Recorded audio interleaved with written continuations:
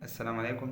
आज 9 क्लास के फिज़िक्स के चैप्टर नंबर 1 का लेक्चर नंबर 3 है और जो टॉपिक जो है ना वो है mathematics the language of physics. मतलब क्या है कि मैथमेटिक्स जो है ना वो लैंग्वेज ऑफ फिज़िक्स है। जैसे हमें पता है कि हम इंसान अपने ख़यालात एहसासात को एक्सप्रेस करने के लिए अपनी ज़बान का इस्तेमाल करते हैं। जैसे कोई उर्दू बोलता है, कोई इंग्लिश बोलता है, कोई फ्रेंच वगैरह कोई ना कोई लैंग्वेज बोलते हैं और अपने एहसासात या जज्बात कोई भी चीज़ एक्सप्रेस करने के दूसरों को समझाने के लिए इस्तेमाल करें। इसी तरह फिज़िक्स के उसूलों को समझने के लिए हमें किस चीज़ की जो ज़रूरत पेश आती है वो है मैथ्स। मतलब मैथ्स जो है ना, मैथ्स की मदद से हमें क्या हो जाता है कि हम फिज़िक्स के उसूल जो कवानीन है, लॉ ऑफ नेचर है, वो हम समझते हैं।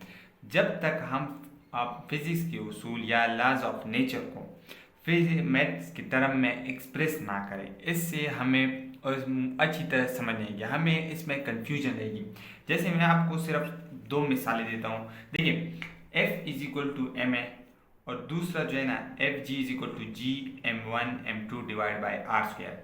अब देखिए, दोनों हमारे पास फोर्स है, मतलब एक न्यूटन लॉ है और दूसरा जो है ना लॉ ऑफ ग्रेविटेशनल है। अब हमें कैसे पता चलेगा कि इसमें अगर कोई कहे ना कि एक चीज़ ने 10 न्यूटन फोर्स लगाई है, अब हमें यहाँ पे कंफ्यूजन रहेगी कि ये फोर्स जो है ना एक बंदे ने दूसरे बंदे पे लगाई है, या आपने किसी चीज़ की मतलब मिसाल के तौर पर ये पेन है, आपने इस पे फोर्स लगा ली 10 न्यूटन की, यहाँ से यहाँ तक लेके गई, तो आपने इस पेन पे ये न्यूटन फोर्स लगाई 10 न्यूटन, या आपने जो है ना ज़मीन ने किसी चीज़ को अपनी तरफ खींची। जब हम इन दोनों फोर्सेस का मैथमेटिकल फॉर्म लिख लेते हैं तो हमें समझ आ जाता है कि ये वाला जो फोर्स है ना, ये न्यूटन लॉ, मतलब एक ऑब्जेक्ट दूसरे ऑब्जेक्ट पे लगा लेता है और उसमें एक्सेलरेशन प्रोड्यूस हो जाती है।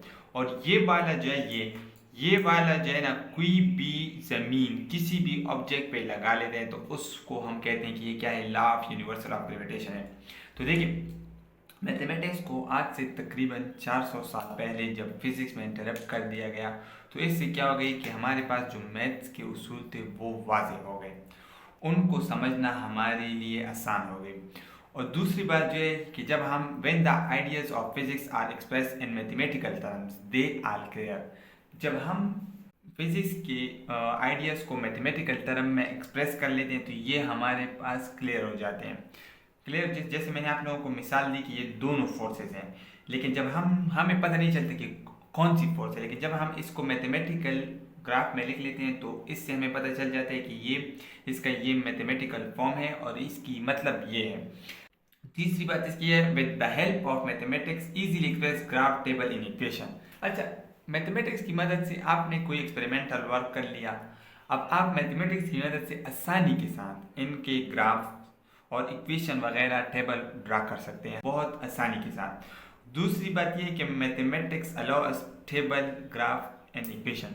और मैथमेटिक्स हम देखिए, मैथमेटिक्स की ये खासियत है, अब मैथमेटिक्स जो है ना वो एक इसकी ये खासियत है कि वो सिर्फ और सिर्फ आपको क्या अलाउ करती है कि आप इसमें ग्राफ बना लें, इक्वेशन बना लें या कोई भी टेबल बना लें। मैथमेटिक्स की मदद से हम फिर आपके जो फिजिक्स के उसूल है, मतलब कवानीन, किसी ऑब्जेक्ट पे आप फोर्स लगा रहे हैं, जो कुछ भी हो रहे हैं, तो वो आप ग्राफ की मदद से ड्रा कर लें। जैसे हम यहाँ पे कुछ चीज़ें डिस्कस करते हैं। देखिए, मैथमेटिक्स में जो रिलेशनशिप होती है इक्वेशन, टेबल और ग्राफ, हम अब समझते हैं कि इन चीज़ों का मतलब क्या है।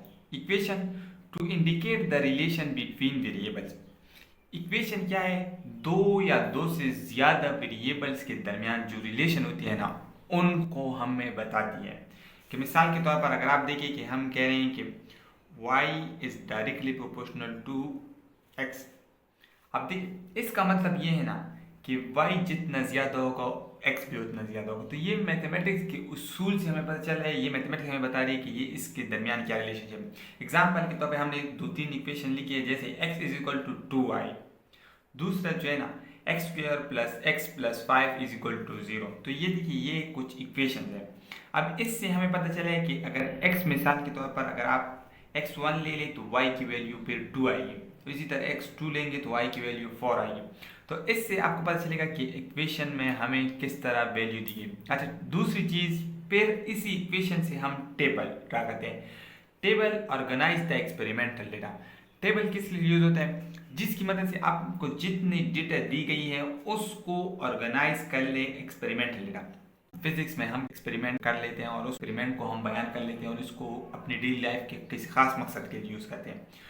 तो खास मकसद के लिए यूज़ करते हैं, तो अब हर एक बंदे को ये इक्वेशन याद करना या इसके लॉस को याद करना मुश्किल होता है, तो वो सिर्फ एक्सपेरिमेंटल वर्क देखते हैं। तो एक्सपेरिमेंटल वर्क में क्या होता है, जिस बंदे ने जो काम किए हैं वो क्या कर लेते हैं, वो इक्वेशन लिख लेते हैं कि मैंने ये इक्वेशन यूज़ की है। इसी के साथ वो टेबल बना लेते हैं कि मैंने ये डेटा ली है और ये ग्राफ बनाया, ये इसका रिजल्ट आया है। तो उसको देख के लोगों को समझ आएगी, बाकी जो पढ़ने वाले होते हैं मतलब उनकी रिसर्च के समझने वाले होते हैं, तो वो देख लेते हैं कि ये इस तरह काम किया है, बाकी पूरा पेपर उसका या पूरा वर्क पढ़ने की ज़रूरत नहीं रहती। अच्छा, तीसरी चीज़ आती है graph. Do you visualize illustrate the relation and tense in experimental data? Graph आपको क्या कर लेती है कि आपके पास जो एक्सपेरिमेंटल डेटा के दरमियान जो रिलेशन है उसको पिक्चर फॉर्म में कन्वर्ट करना, तो इसको हम कहते हैं कि ये क्या है, ग्राफ। अब ये तमाम चीज़ें, अब ये सारी चीज़ें आपको फिजिक्स की मैथ्स की मदद से आप फिजिक्स में इन्वॉल्व कर लेते हैं और फिर इसी वजह से तो हम कहते हैं ना कि mathematics the language of physics. For example हमने ये इक्वेशन ली कि x is equal to 2y, हमारे पास ये इक्वेशन है वो x is equal to 2y की, इसके लिए हमने एक टेबल बना ली कि x 1 के बराबर है तो y 2 होगा, x 2 होगा y 4, तो इस तरह 3 y 6, x 4 हो गया y 8, x 5 हो गया y 10। अब इसके लिए हम ये देखिए ये इक्वेशन आ गई, मिसाल के तौर पर हमने कुछ वर्क कर लिया और इसके लिए इक्वेशन हमने यूज़ की, इसके लिए हमारे पास ये एक्सपेरिमेंटल डेटा आ गया।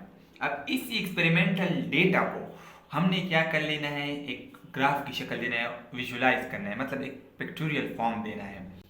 तो वो हम क्या कर लेते हैं, हम लिख लेते हैं दो एक्सिस ड्रा कर लेते हैं, एक एक्स एक्सिस एक वाई एक्सिस, दोनों जहाँ पे मिलते हैं वो आपका ओरिजिन हो गया।